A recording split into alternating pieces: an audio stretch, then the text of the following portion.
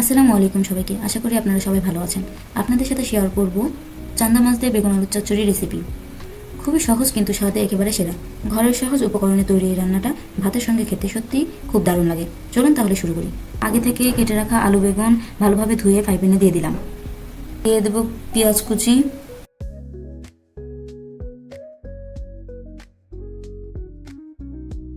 চার পাঁচটা কাঁচামরিচ,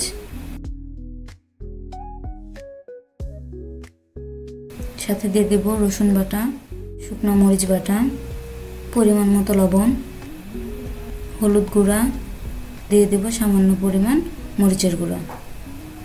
এরপর সামান্য পরিমাণ সাদা তেল দিয়ে ভালোভাবে মেখে নেব।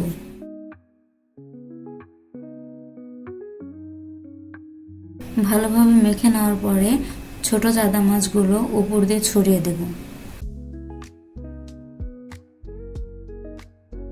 এরপর সেগুলোকে আলতোভাবে নেড়ে চেড়ে মাখিয়ে নেব।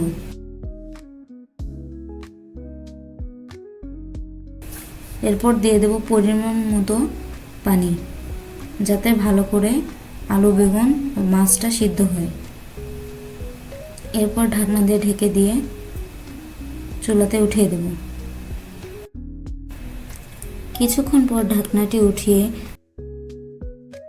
আলতোভাবে এপাশ ওপাশ নেড়ে চেড়ে আনুমানিক 3 থেকে 4 মিনিটের জন্য চুলার তাপে রেখে দেব।